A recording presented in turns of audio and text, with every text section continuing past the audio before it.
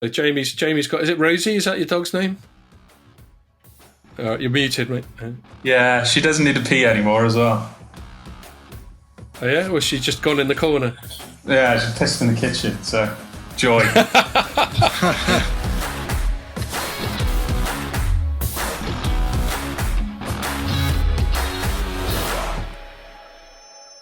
Hello and welcome to another Telecoms.com podcast. Week 9 and the men's morale is flagging. I think we're all right. I've got a beer, so it's all good. So what are we going to chat about this week, guys? I think there's been lots going on to do with 5Gs, especially coming from the States, partly due to how they're presenting it in the States, partly due to how they view themselves competitively versus China, and some people are even banging on about 6G. So I think we'll cover that to start with. And then talking about US versus China, there's been plenty of argy-bargy going on, especially to do with the semiconductor sector. So that's definitely worth a chat. And then I'm being self-indulgent and picking a topic that's close to my heart to talk about Joe Rogan's podcast being snapped up by Spotify, because I think that's a big deal.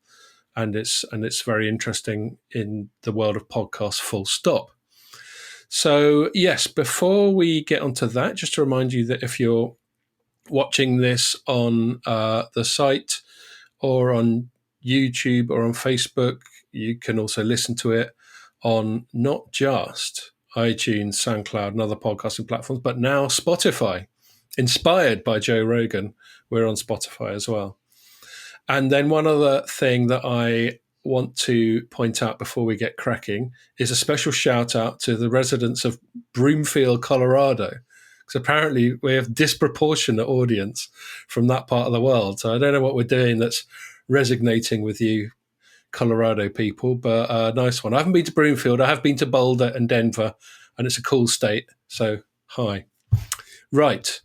So yes, 5G we will start with. I'm not sure we got quite a few stories to start with here. I think I'm gonna hand it over to Jamie first, because you've written a couple of things about the two big operators in the States. So I'm going to let you lead off by giving us the 5G angle there. And you're muted, Jamie. Yeah, so it ties back to a number of sort of like different areas. I mean, in particular, I think the big talk this week has been around primarily Verizon, though it ties out into all the telcos at the moment. I mean, from an advertising perspective, you have Verizon being told off for presenting misleading claims in sports venues. So one advertising body is a self-regulating part of the industry.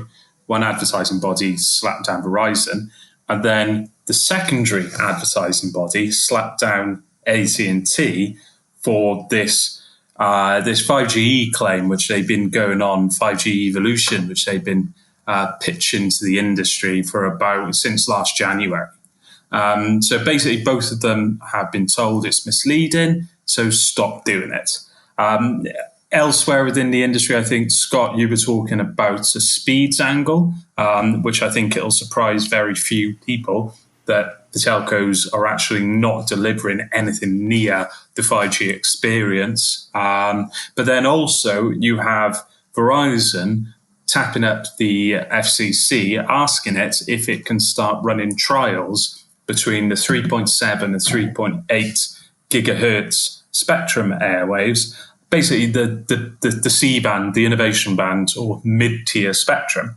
Now, if they actually get any success in those trials, it is a massive game changer for 5G in the US. At the moment, it falls flat of all expectations, and one of probably the only reason for that is a lack of access to mid-band spectrum.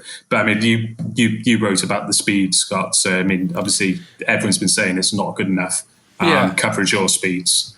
I'll talk about that in a sec. I just want to. I can't remember what Verizon did to get its wrist slapped. So we know the AT&T thing was like a year and a half ago. They went, we've got this. We've basically got 5G already, but we're calling it 5G evolution, and it was obviously just 4G using a bit of carrier aggregation or a few bells and whistles to get the bandwidth up a little bit. And everyone cried foul when they came out with it, and it's taken this advertising standards people, almost a year and a half to tell them to stop. But remind me, Jamie, because I can't remember, what was it that Verizon did that was considered naughty? They basically overpromised. So the way in which the adverts were delivered in the stadium. Now this is, and the thing is, you can, in these sports venues, they're very, very condensed and compact areas. So delivering 5G, especially in the US, where millimeter wave or the high band frequencies is more popular, or not necessarily more popular, but it's all the spectrum they've got. They can deliver the experience in those sort of small venues, but the advertising made it appear that 5G was everywhere and this absolutely amazing experience was absolutely everywhere on the Verizon network, and they just went, no, don't do that. Bad Verizon. But it's quite interesting that so the NAD, which is the National Advertisers Division or something like that, it's a self-regulating part of the industry. But you've got the NAD, which is what they call the investigatory arm. So this, when there's a complaint, they look into it and they say, what is there any problems with this complaint? So the AT&T complaint about 5GE would have been filed with them first. Now, when someone appeals a decision, because the NAD said 5GE, 5G evolution, of course you're lying to your customers. AT&T, you are being completely unfair, an absolute charlatan, a snake oil salesman. I mean, it's completely disrespectful. I think AT&T is an absolute shambles because of this campaign. The NAD said exactly the same thing, but AT&T turned around and said, no, we're going to appeal that. That's when it goes through to what is the NARB, which is in the same organization, but it deals with any appeals. And the NARB, their decision is final. So AT&T's appealed, went to NARB. They also turned around and said, no, AT&T, stop lying, stop being an idiot, stop telling everyone that 4G advanced is 5G. It's not big and it's not clever. No, they was stupid. And the worst thing about it, sorry, I'll just say one more thing, actually. The worst thing about it is that it ties into this overall overarching message about 5G being a failure. Now, they pay a lot of money for comm subscriptions in the US. So if you're going to convince someone to spend more money and go onto a 5G tariff, you better make sure it's actually worth it. Now, if you're going to go onto the speeds in a second, clearly the 5G speeds are not delivering on the promise. So you're shattering the expectations and breaking the trust and removing credibility in the brands to migrate and sell 5G services. If you've also got one of the telcos which is lying to its customers, offering them 5G when it isn't 5G, it further breaks down the trust and makes it even more difficult to sell across to 5G services than it would have been in the first place. So it was always going to be a net loss for not AT&T on its own, and the ripples were going to affect the rest of the industry. Yeah, and God knows, we've been calling them out for this crap for years on this podcast and on the pages of our respective sites. This overreaching by marketing departments, and it happens with every generation, and probably gets worse with each generation. So, I mean, just to pick up on what you were pointing towards with the piece I wrote, OpenSignal had a little look at average 5G download speeds across a few countries. It had 10 operators across 4 countries, USA, UK, Korea, and Australia. And Verizon was by far the winner in terms of average download speeds, almost over 500 megabits per second. And next one was LGU Plus in Korea, which had about half of that. And then it goes all the way down to, funnily enough, the 3 slowest were also in the US. T-Mobile managing a peak of 47, which is only which is less than double its 4G average of 27. Yeah, that's because they make use of 600 though, isn't it? Well, quite. So that was the flip side of this. So they were like, okay, so Verizon's kicking ass. And then they did another table which said, what is it? Coverage. What percentage of users actually get onto 5G on each network? And in Verizon's case, it was 0.5%. So it's pathetic. Yeah, so you can get this wicked download speed, but only if you're in this sort of minute fraction of the population. And then on the flip side, T-Mobile was top. And Jamie, as you were prompting, you're right. That's almost entirely down to spectrum. So T-Mobile is using low frequency, long range spectrum, of which it doesn't have very much. So it can't do all the big fat carrier aggregation stuff. Whereas Verizon's speeds are over about 100 megahertz of millimeter wave. So you get these great speeds, but as we've satirized before, you've basically got to be sitting on the base station before you can get them. So there's basically an inversely proportional relationship in this open signal thing between average 5G speeds and the likelihood of you getting onto it. I think there's some really interesting things which are going to happen over the next sort of couple of months, though, which I think could redefine the entire telco industry in the US. So, for instance, I alluded to it a couple of minutes ago with Verizon actually playing around with 3.7 to 3.8 gigahertz, the mid-band spectrum. So they're looking to push into mid-bands. But the really, really, really interesting component is that T-Mobile already has access to mid-band spectrum. So it has millimeter wave, it has 600 megahertz. Thanks to the Sprint acquisition, it has access to 2.5 gigahertz spectrum. So it actually has assets in all three of the tiered bands. So theoretically can deliver a supreme 5G experience when it actually sort of rolls it out throughout at scale. Now it's just started launching the three tiered sort of spectrum offering in Philadelphia. Next, it's going to roll it out in New York, and then it's going to be pushing out the 2.5 gigahertz in all the other markets as well. So before too long, you could have 5G experience from AT&T and Verizon being absolutely woeful, but then the T-Mobile experience being sort of what people actually expect. Now, what the big question is, what could happen to subs there? You know, word of mouth, you could have 5G subs, you know, flocking to T-Mobile and away from Verizon and AT&T. It could really turn competition up on its head. I don't know if you guys want to add anything. I also have some stats from Omdia which sort of justify my prediction that that T-Mobile is going to be the number one ranked telco in the US in a couple of years. You go for it, mate, and then we'll ask Ian what he reckons about all this.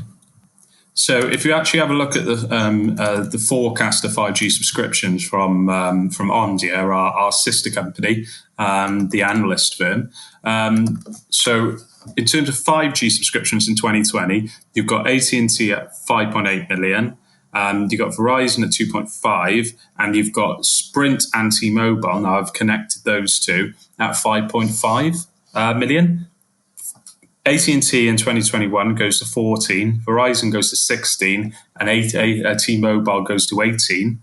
In 2022, you've got AT&T on 29 million, Verizon on 35, and T-Mobile on 36. So at the moment, momentum from number one, 4G. T-Mobile has been generating huge momentum over the last couple of years in the 4G world, but also the assets that T-Mobile currently have make it a real competitor and a threat to the duopoly. Even so much as probably going to be the leader in 5G in North America. So, Ian, I invite you, any thoughts you got on that sort of broad sort of US 5G in general, but it also occurs to me, I know you wrote recently about the guy who runs SoftBank, which of course also owns a big chunk of the new combined Sprint and T-Mobile. He might be looking to flog his stake just as they start getting good. What do you think of that? Well, yeah, there are reports that he is looking to flog his state because the SoftBank group is not doing particularly well at the moment on some of its bets, basically on unicorns. There was quite an amusing investor call this week with him where he reportedly compared himself to Jesus during the call and said that everybody's got him Classic. wrong, and they all got Jesus wrong, and look what happened to him. And then there's this really weird slide that we actually republished on Light Reading with like unicorns falling into the valley of coronavirus. Yeah, I republished that as well. Yeah, some of them on the other side with sprouted wings and are flying off. It was just totally bizarre. I mean, the guy seems to he's like the kind of Japanese version of Elon Musk, I think. Someone who's always kind of, you're always guaranteed a laugh. But yeah, I mean, back on the 5G thing, I agree. I mean, I think I guess it comes back to customer service, doesn't it? And if you're getting a shitty 5G service, because your carrier hasn't got the spectrum that they need to provide decent coverage in certain areas, then ultimately at some point you're going to look to switch. And T-Mobile with the Sprint acquisition definitely has, as Jamie's pointed out, a big advantage there, I think, on the mid-band front, which is kind of the big gap in the US market at the moment for the other players. So unless they can deal with that in the next couple of years, and I know there's been talk for a long time about freeing that up. I think parts of it are still used by the satellite community. Maybe they can refarm some of the stuff they're currently using for 3G and 4G in the next 2 or 3 years, but whether that happens quickly enough, I don't know. So yeah, they're in a difficult situation. I think Verizon's, T-Mobile has long sort of lampooned this when John Legere was at the company, and he used to go around calling AT&T and Verizon dumb and dumber, and sort of poking fun at Verizon's 5G claims, because their whole strategy up until fairly recently, at least, was based around millimeter wave spectrum. And as we know, it provides these super fast speeds, which is why they're coming out so well in these open signal rankings, I'm guessing. But the trouble is, you have no coverage at all, so you just end up with a service in a few hotspots. And there's a question then about, do you really need it in a lot of those areas anyway? And Wi-Fi is becoming more capable. We're all spending a lot more time indoors now, so it's not. It's not. I think the whole millimeter wave strategy has been really questionable for a while anyway, and now it's perhaps at the stage where it starts to get exposed by this merger that's just happened. It's a good point you make about us all being indoors anyway. I wonder, this wasn't a tangent I was planning to go off on, but Jamie wrote a great piece on the home working sort of trends that have set in because of the lockdown, because of the coronavirus. Sorry, and asking whether they may perpetuate themselves, and I think there's lots of evidence that they will. We're constantly seeing tech companies like Facebook, Twitter, a few others that don't spring immediately to mind, but it's always coming up with them going, yeah, we're going to let half our workforce just work from home after all this stuff's cleared up. And so that's going to mean... There's another one today, Scott, as well. Sorry? Actually. Just throwing a bit of it's not really a tangent. There was another one today from Hewlett-Packard Enterprise, reported today. Pretty dreadful set of results, but they've announced a major cost-cutting plan. But the CEO came out with a comment that he thinks 50% of the workforce will never come back to the office. Yeah, that's the guys who do remain with the company. They'll just become home workers from now on. I see you couldn't resist going with the as a service abbreviation, double entendre. I've certainly had to be done. I've certainly gone for that a few times. I think I wrote one headline where someone bought someone else for a fresh piece of AAS, and that seemed to go down well. So yes, so there'll be that, and the point is, it occurs to me that therefore demand for awesome cellular connectivity might actually go down because everyone's on Wi-Fi nearly all the time.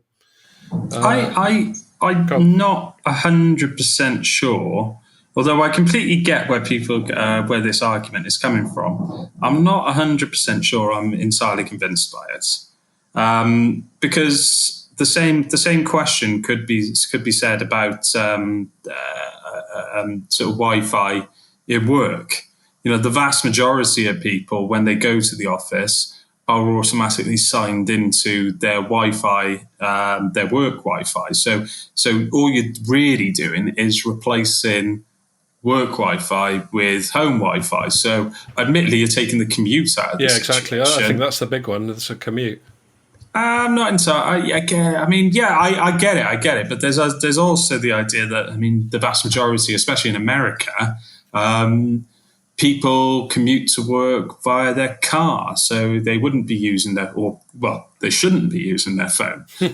So how much is the phone actually being used during Fair the enough. commute there? Of course, there's lots of counterpoints to my argument there, but I agree with you. I think there's going to be a new status quo, a new redefining of what's important, and perhaps more people will move away from hardcore, unlimited contracts, for instance, and scale things back and scale expenditure because they are spending less money and less time on their devices. Yeah.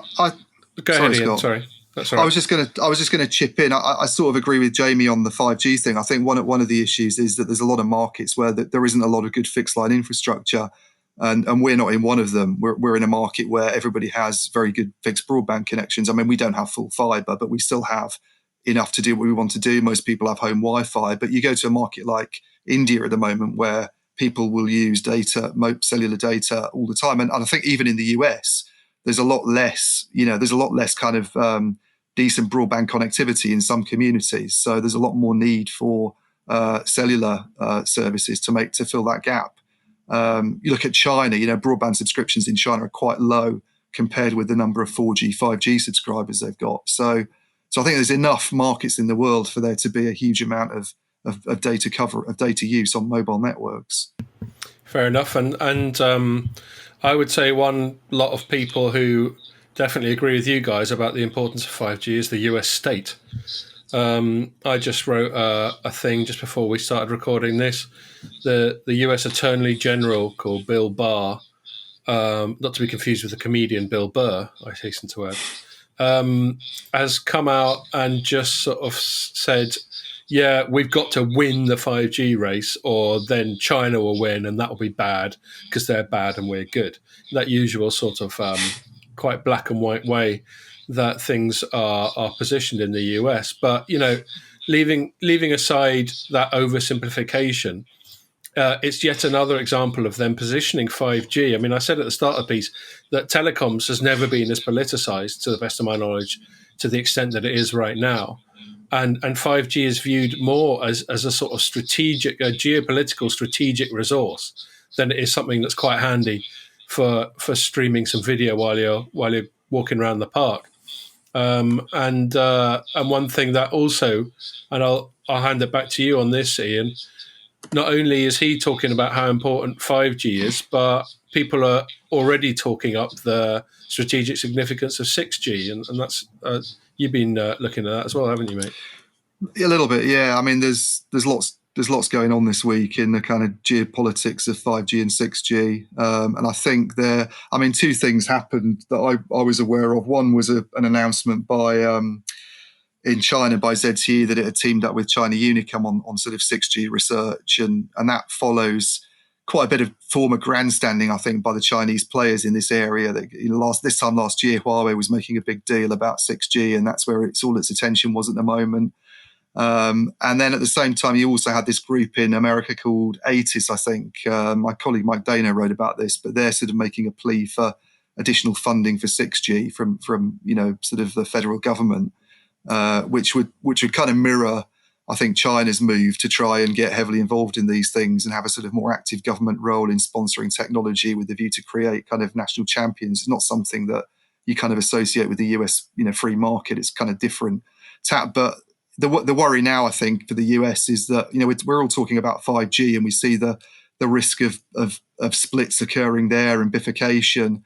And I remember writing about this a few months ago. If it's this bad in 5G, then what are we heading towards with 6G? This is the worry that we do by the time we get to that point where we've managed to come up with a 5G standard that I think is probably the first time we've had a kind of global I mean, there's 4G, of course, is a global standard, but even then there was this battle going on with WiMAX, which had been proposed by the computer industry, whereas 5G is the first example of the whole industry sort of putting together from the get-go to produce a global standard that can be used anywhere and that has all those scale economies behind it. As we kind of move towards thinking about 6G, we're already looking at potential fragmentation, and you can see that there's some worry about it among the companies that have done very well out of this, like Huawei, for instance, who were going on about it in their press conference earlier this week, where they were warning that a world without standards and with kind of multiple systems would be bad for everybody. The US is going to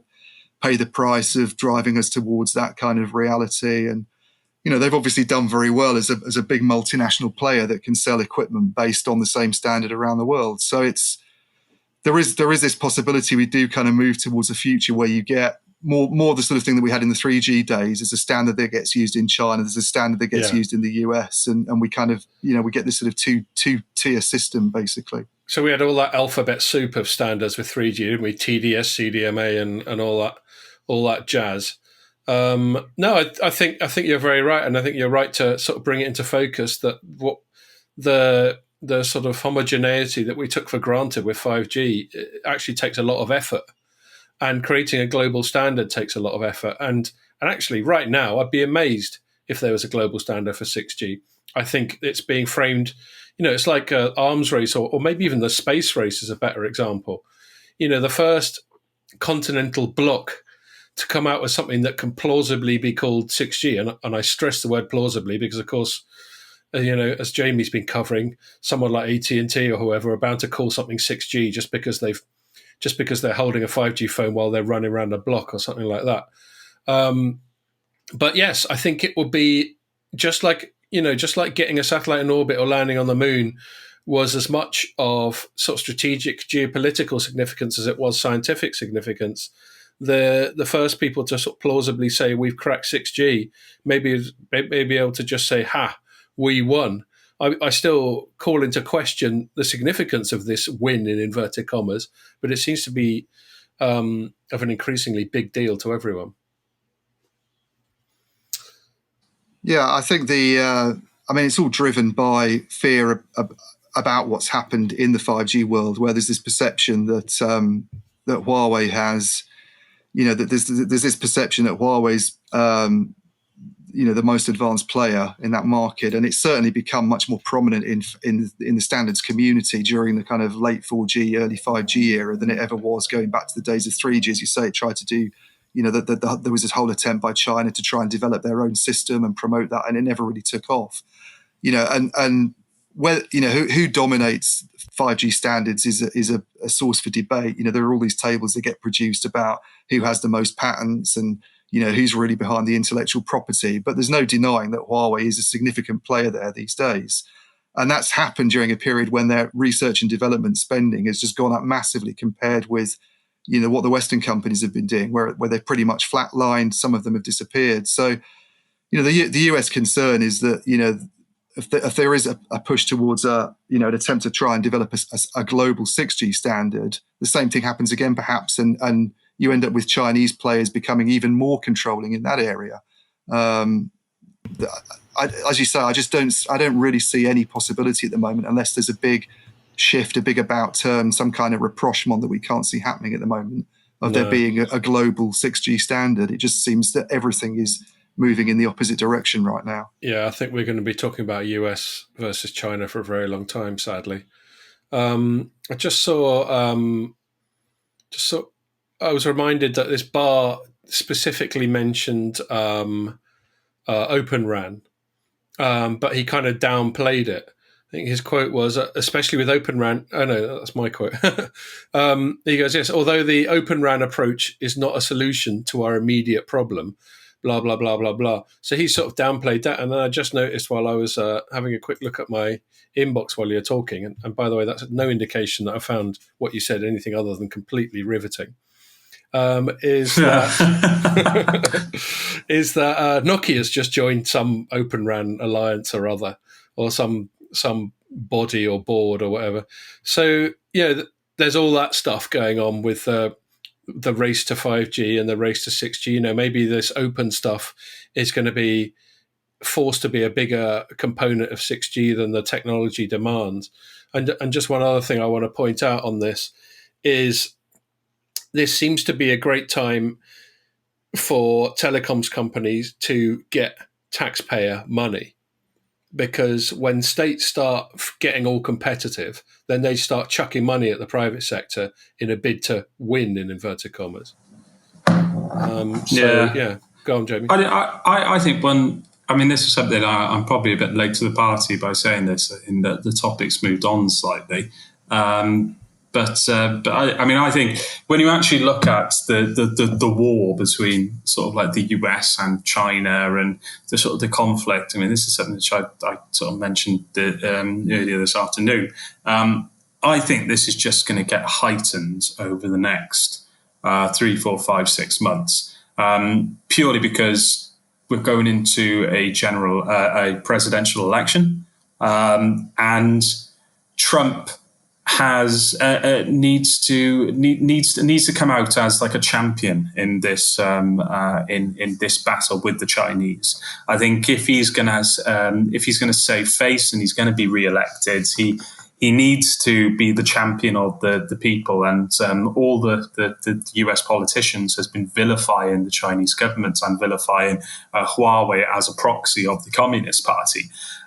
So especially with trying to grab attention with a lot of campaign rallies, and he doesn't like being politically correct.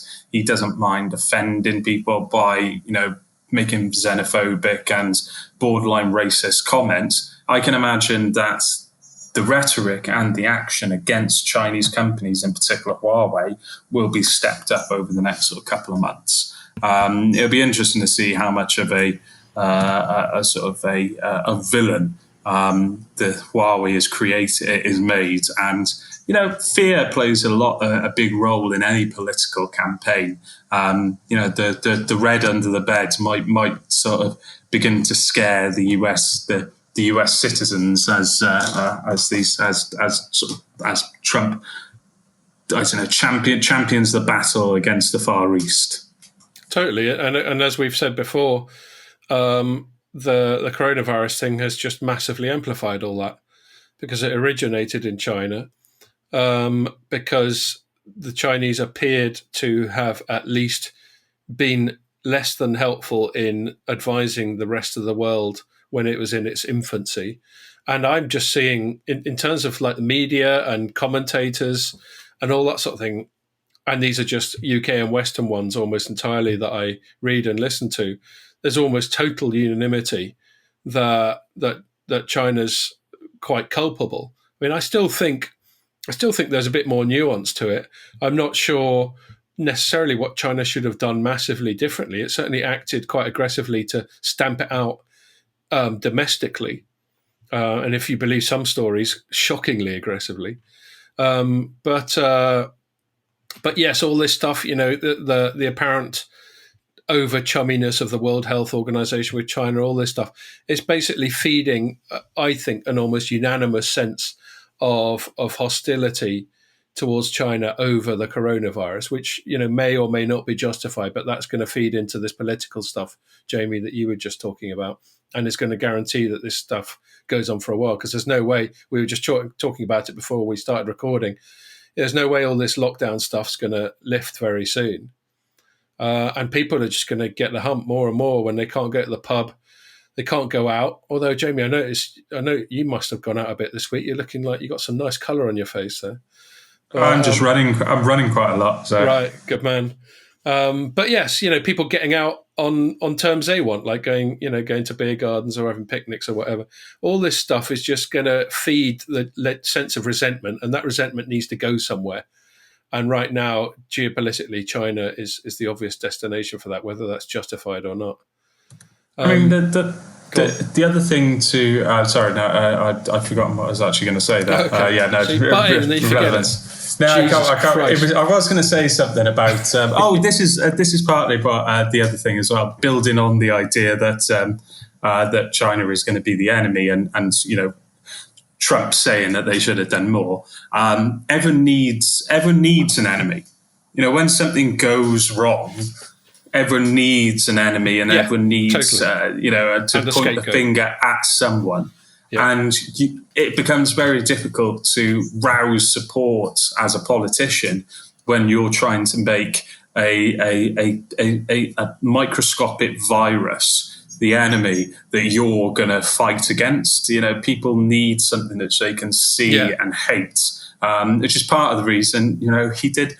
I mean, and it's not pleasant, but part of the reason why he blamed Muslims during the last campaign. He said, we're going to ban all Muslims coming into the country. Right, good point. Because people can get behind it, or pointing the blame on criminals coming across the border from Mexico. It's an enemy people can see. Totally. And he's a very good populist. In so much as 100%. He's good at being a populist. Yes, no, I think that's all good points. And actually, just looking at the time, that's quite a good segue onto our second point, which is more the semiconductor industry side of things. Now, Ian, I know you're a regular reader of the Economist, and I was just grabbing the most recent one, which I think, that is the one that's only just come out. And one of their leaders says Uncle Sam versus Huawei chip wars, and says a new escalation in the tech conflict illustrates the limits of American power. And it's one of their leaders, so it's not that long. But basically, it just shows if it's one of the lead things in The Economist, then they consider it to be one of the 5 most important sort of geopolitical things of the week. And so just to recap certainly from our point of view, and I think you sort of looked into this earlier on in the week as well, so I will hand it over. Basically, America ramped up its restrictions on who can do on who can do business with Huawei in the semiconductor area. So they were convinced that Huawei was getting around various embargoes and restrictions and tariffs and all that sort of thing by being able to make chips using IP that originated in the US via third parties. So they basically said any third party that gets involved in that, we're going to cut you off as well. And one of the immediate consequences of that was TSMC, which is the biggest chip manufacturer, certainly the biggest bespoke chip manufacturer, as opposed to someone like Intel that makes almost entirely focused on making its own, and certainly the most significant one for the mobile industry. Apparently, and I don't think this has been officially announced, but the report seemed quite legit. I think it was Nikkei or something like that, saying that they're no longer taking new orders from Huawei.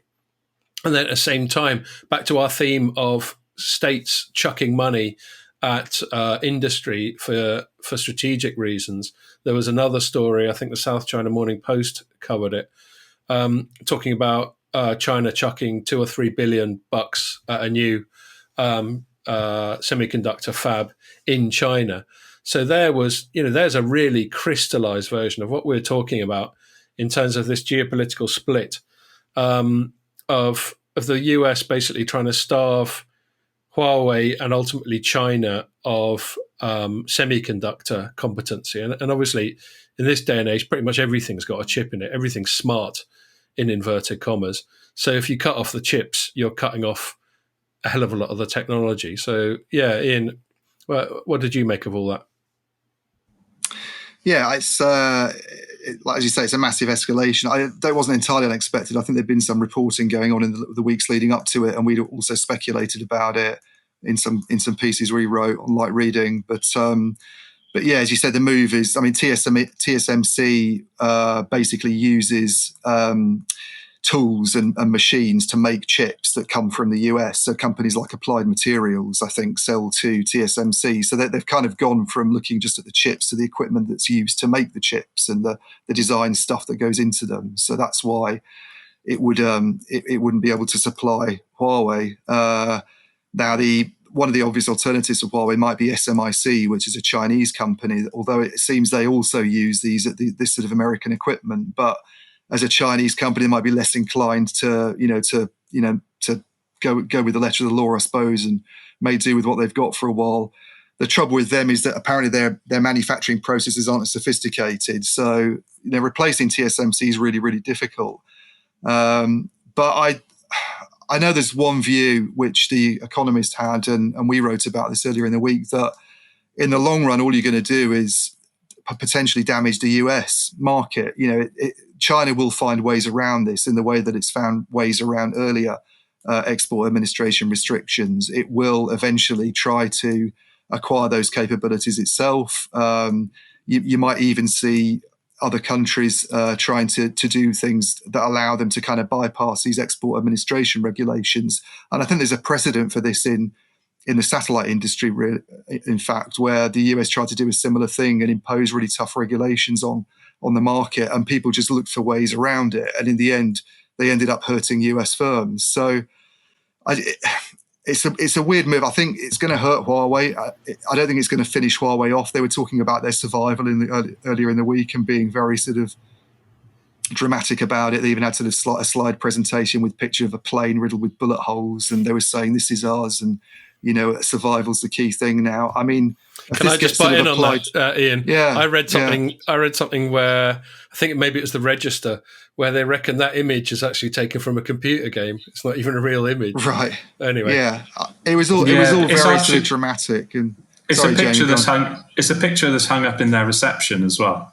in Ren's office. So they pull this out whenever there's a problem. I've heard this sort of like we're a plane flying riddled with bullet holes. I've heard that reference maybe 15, 20 times. Yeah, they love it. Yeah. It's their favourite metaphor. So, but this will hurt them, I just think, and if it's applied to the fullest, and there's a lot of legal stuff. I mean, people found a way around the original EAR restrictions, and there appear to be possible loopholes in this. For instance, one I think that actually was covered by The Economist. I didn't write this myself, but Huawei doesn't get the stuff back that TSMC makes. It goes straight to assemblies, for smartphone assembly, and therefore maybe the fact that it hasn't collected the goods, maybe that represents a loophole. I mean, the lawyers are going to pick over this for ages, obviously, but my suspicion is that it's going to hurt Huawei if it's applied to its fullest. At the end of the day, it's not going to put Huawei out of business. They're going to have to retreat more to China anyway, I think, given what's going on. Situation isn't good for them on the demand front either, I don't think. It's not brilliant. There's signs of European operators kind of moving away from them in certain areas. So there is going to be some kind of retreat. But at the end of the day, I think they'll recover, and China will just make an effort to acquire these capabilities itself. I mean, the question you've got to ask yourself is that can a company, even if the whole world vilifies Huawei and refuses to work with them, can a country exist on the Chinese market alone? 100% it can. How many 5G base stations are going to have to be put up in China? How many 6G? How many smartphones are going to be sold? How many? How much of the population needs to upgrade to sort of like this fully connected world? They can exist on the Chinese demand alone, and they probably end up being a company pretty much the same size. Yeah, their sales from China last year were $90 billion. So I think it's about 90 billion, something like that. They're a $123 billion company, and last year about 90 came from China, I believe. So yeah, they're massive. I mean, especially when you look at what's actually happening in China at the moment with this, China Broadcasting Network. Sorry, I'm trying to keep an eye on the dogs. I'm the only one in the house. Here she is. She can say hello again. Another appearance. I'm trying to keep an eye because I'm the only one in the flat and I don't want her to piss on the floor. We've almost got it out of her, but you ignore it for too long and she pisses on the floor. Ian, don't you hope she does, just so that we can see what Jamie does? That would be classic. Very much so. on Jamie, maybe. Take your earphones off so that I can make trickling noises and stuff. But the other thing you got to consider, and why there's going to be so much demand in China, is China Broadcasting Network. This is a completely new telco, which is going to have a scaled network across one of the largest countries in the world. It doesn't have a mobile network at the moment. So that's a huge amount of business that is going to be pumped into China and the lucky sods that can pick up a contract for them. One thing I want to pick up on what Ian was saying about, and I think we've all written stuff to this effect, to how this can be sort of self-harming. I think this applies to all wars, in inverted commas, fights. You go into a fight knowing you might get hit, but you're backing yourself to hit the other guy more. And this is why we can all agree that wars and fights and stuff are a bad idea. No one wants to get hit. My approach to fighting, not that I've had many, has always been, even if I win, I might get hit, and that's not fun. I don't like getting hit, so why would I do it? At least that's how I justify my utter cowardice, anyway. So yes, I think when you get into these big battles of wills, it basically comes down to the US state going, we don't care if it damages us as long as it damages you more, which is what's so utterly wasteful about any conflict. But I think, back to the implications on Huawei on the semiconductor side. So I know a little bit about the fab side of things. In a previous life, I used to sort of focus on the semiconductor sector a bit more. I actually went to some fabs and saw these amazing big bits of kit by people like Applied Materials.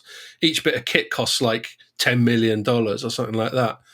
And you touched on the manufacturing process, and that is definitely the cleverest bit.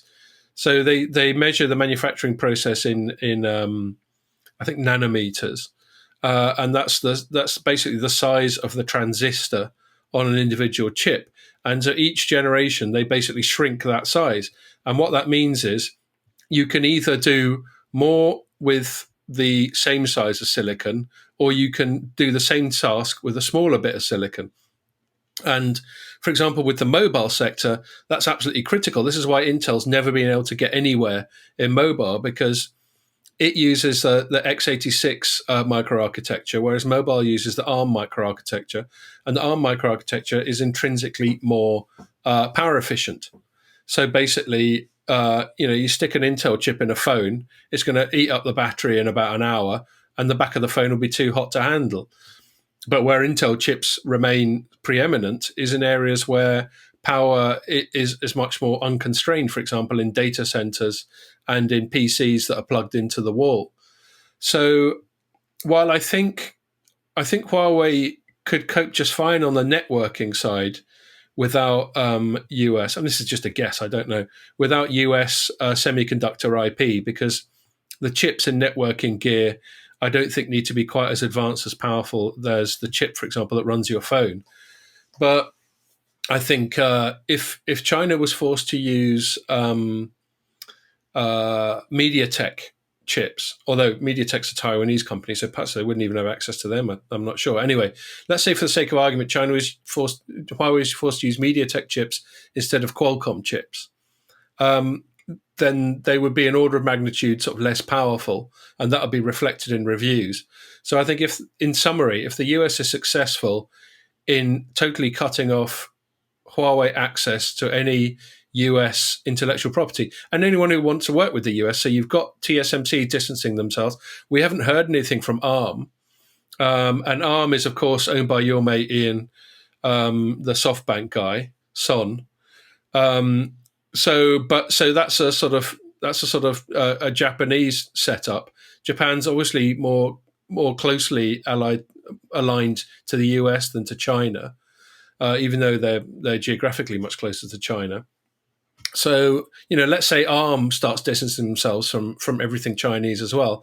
Then I think you are going to see, certainly in terms of consumer electronics, the international standing of companies like Huawei take an enormous hit. I don't think there's any two ways about it. And they can chuck all the money they want at their own domestic stuff, but they're not going to catch up on things like manufacturing process. They'll always be a generation behind.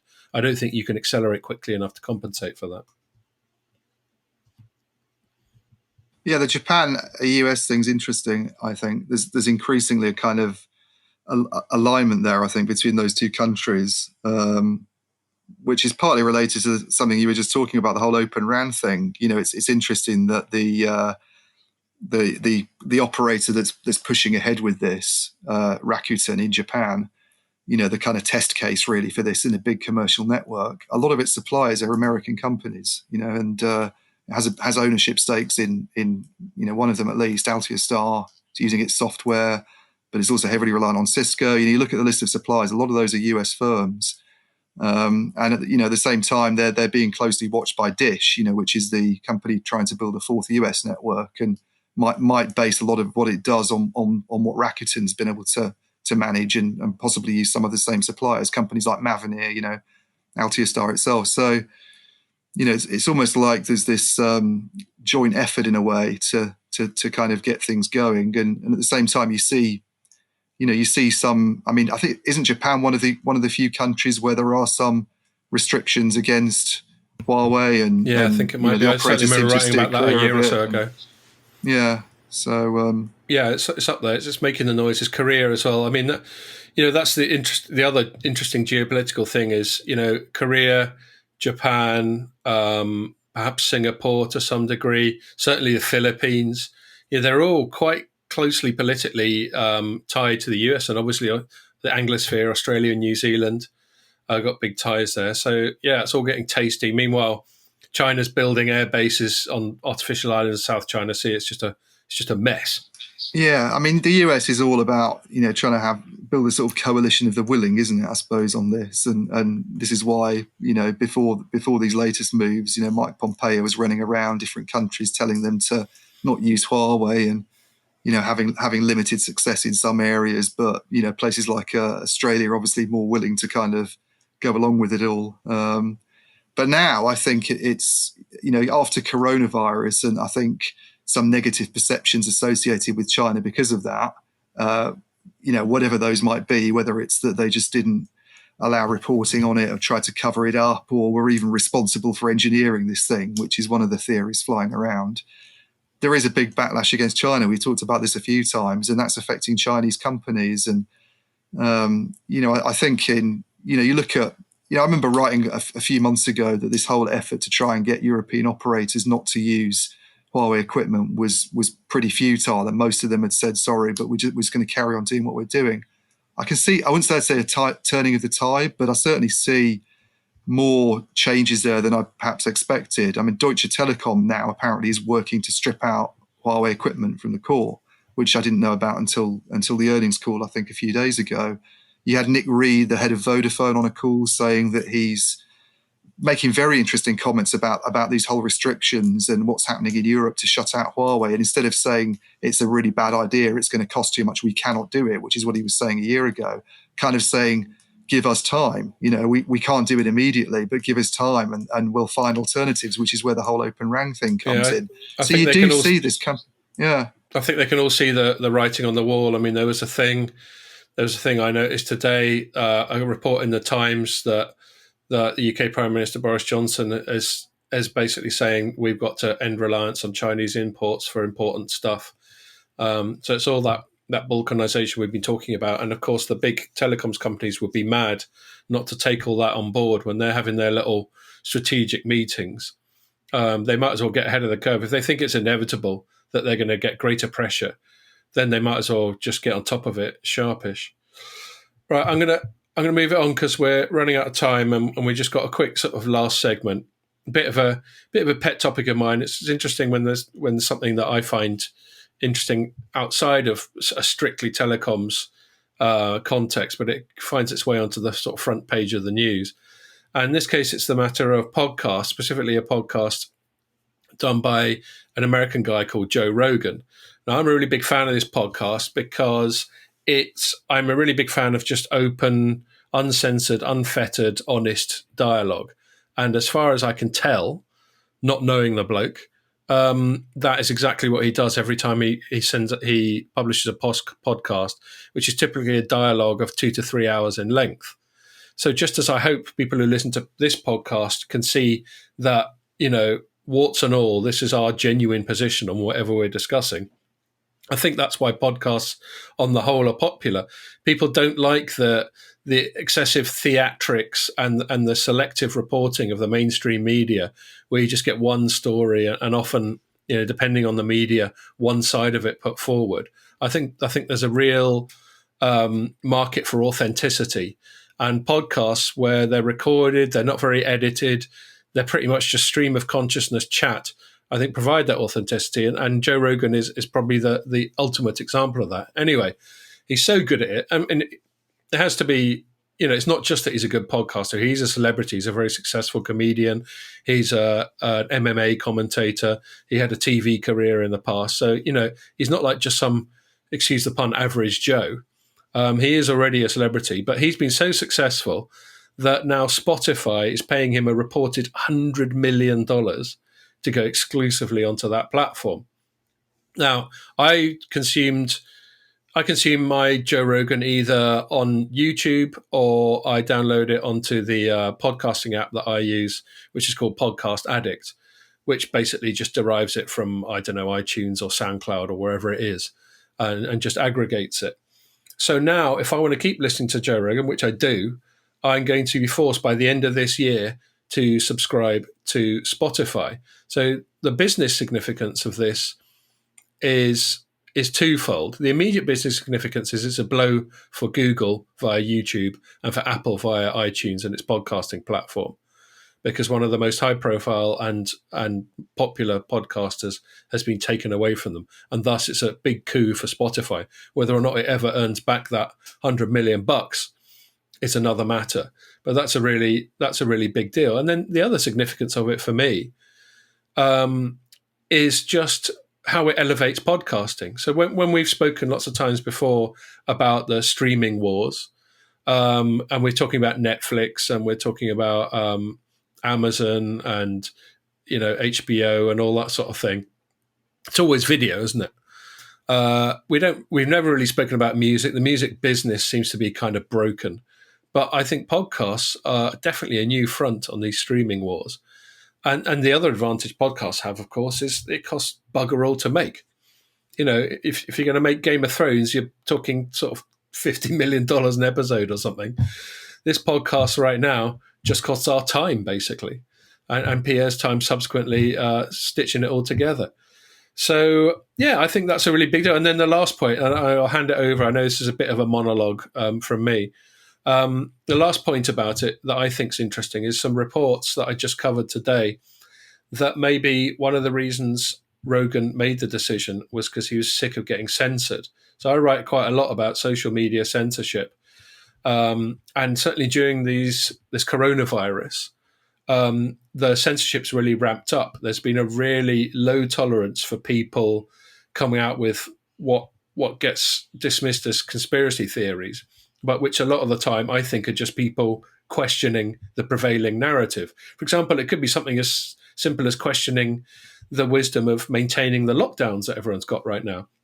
I think most people were in favor of them a couple of months ago when it all looked a bit scary, but I think people increasingly are like, okay, I think we're over it. Can we get on with our lives now? And, there are businesses going under, kids not going to school, et cetera, et cetera, et cetera. And even that sort of stuff's getting censored. So sort of clinical positions, like, it could be someone arguing the toss about hydroxychloroquine, or it could be someone arguing the toss about how lethal the virus is. All of those things are getting censored. So that's the other reason I think it's interesting. It feels like Rogan's pushing back on censorship. So, yeah, I'll shut up now and invite either of you to voice an opinion on the matter. Yeah, I don't know much about it, but is the upshot that he's basically you won't be able to go onto YouTube in future then and get any Joe Rogan. It's all going to be available just over this one platform. Correct. By the start of next year, you'll probably get quick clips, but if you want the full Monty, it's Spotify only. Right. Yeah, I mean, I don't know. It's kind of a shame when things like that happen, because it sort of forces you into a particular service. So obviously, if he's that popular and and he has that big draw on an audience, then it's a great move for Spotify to do a deal like that with him. And they're paying him a lot of money, but they're presumably thinking that they can sort of boost traffic or whatever it's measured, however you measure it. But it's just, I don't like this kind of fragmentation between platforms. You see it happening in the kind of video streaming market with, organizations like Disney, for example, with its own streaming service that's just come out. I don't even know if this has happened, but I know there was a suggestion that movies like the Marvel Avengers films, which have been hugely popular over the years, get pulled from, things like Netflix and Amazon, and that you can only actually get them through Disney's own service, because it then everything then becomes very fragmented. And as a consumer trying to enjoy it all, you're faced with potentially having to subscribe to 6 or 7 platforms in the future. And just pay far too much money. So, I mean, then we get into conversations, I guess, about the role of an aggregator and being able to dip into certain types of content and maybe put something together that just picks out the things you like. But at the moment, things like this happening to me, it just kind of makes everything a little bit more complex. It makes everything a little bit more difficult from a consumer perspective. So, yeah, great move for Spotify, I guess, and 100 million's good for Joe Rogan. But, you know, as somebody who likes listening to podcasts and likes consuming content, I think it's sort of more of a sort of worrying trend, really.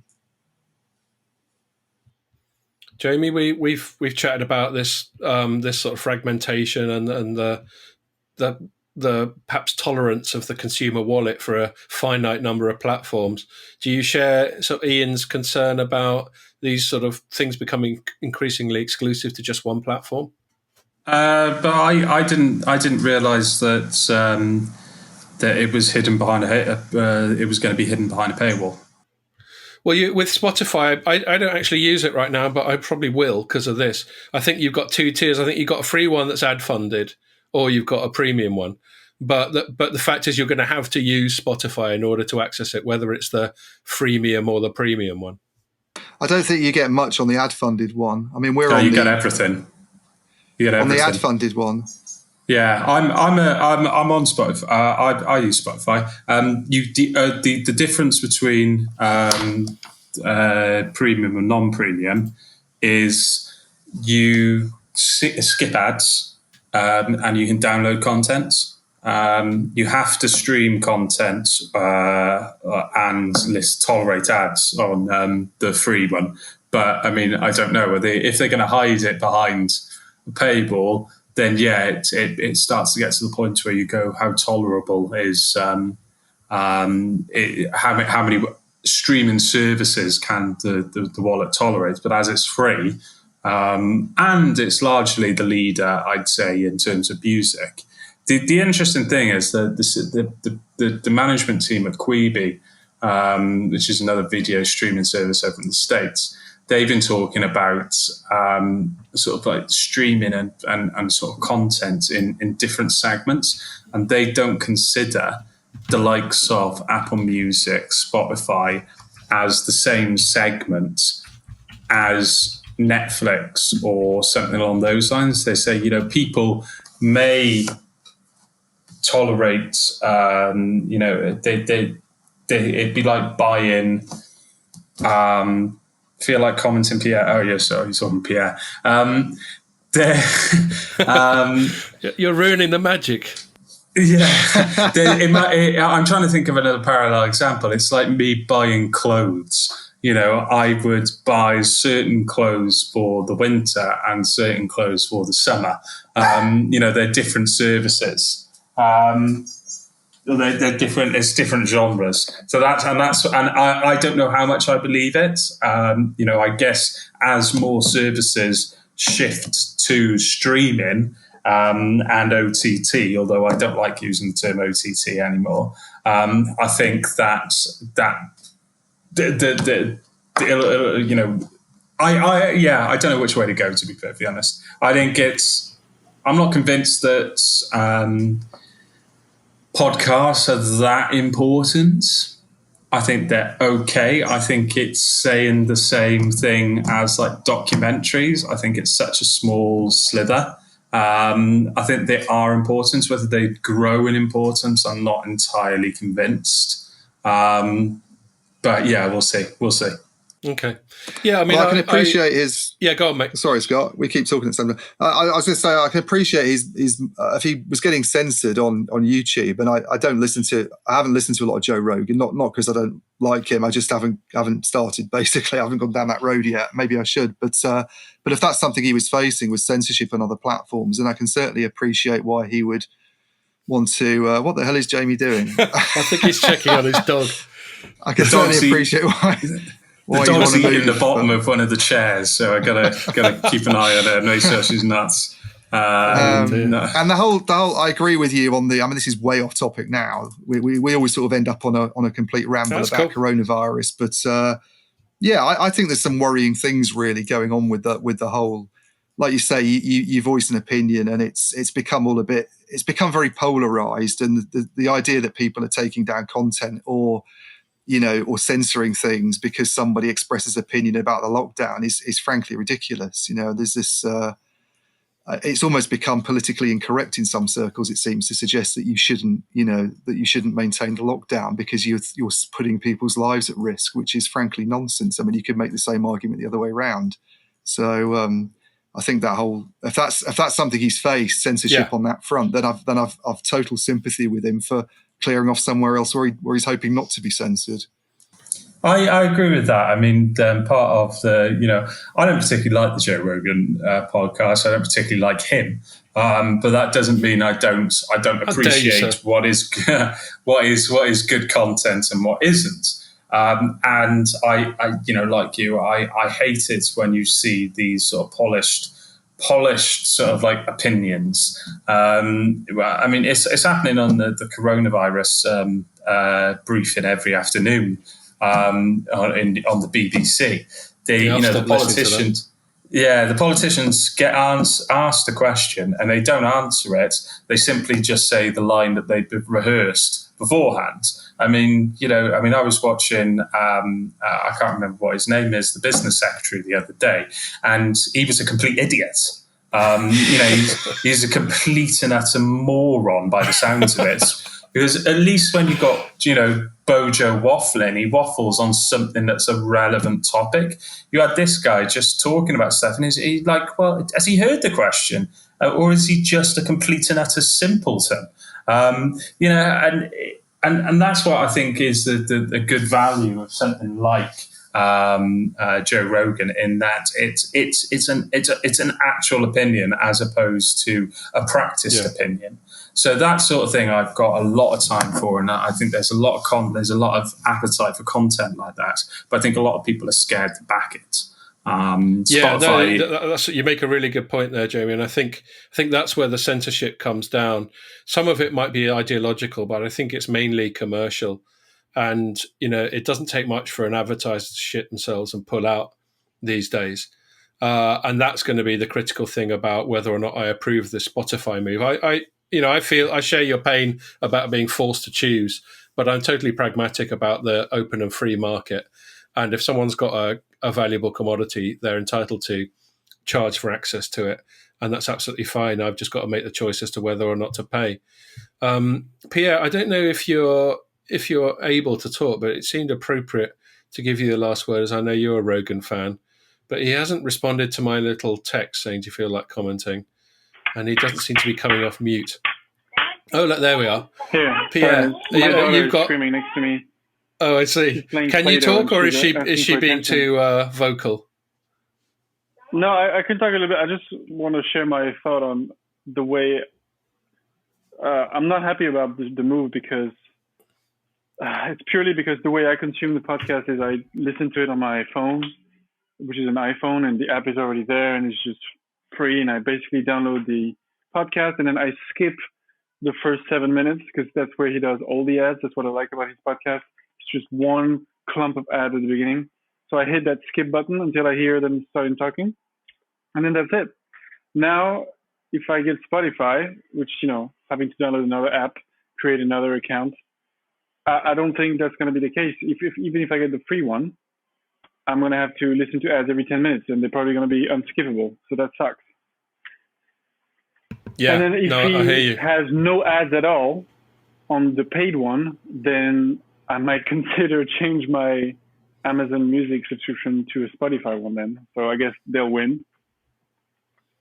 Yeah, no, I hear you. I think having it punctuated constantly, having a 3-hour podcast punctuated by ads every 10 minutes would be a massive pain in the arse. I really hate this about other podcasts. When they go, let's go to a break, and then it's like, when it's a 30-minute podcast and they do 2 breaks, I mean, come on. Yeah. But then again, we're getting it for free, so I guess we can't really moan. Yeah, I guess I never listened to the ads, so I kind of cheated a little bit. Right. So Jamie's got, is it Rosie? Is that your dog's name? You're muted, mate. Yeah, she doesn't need to pee anymore as well. Oh yeah? Well, she's just gone in the corner. Yeah, she pissed in the kitchen, so joy. Excellent. Well, I think that seems like an appropriate time to wrap this up. So, Jamie, I'll let you go off and mop up pee. I'll let Pierre deal with his little kids. Me and Ian don't have such immediate burdens. Perhaps we'll just have a beer. Okay. All right. Thanks a lot again, guys. And thank you, audience, for listening. And make sure you join us for the next one.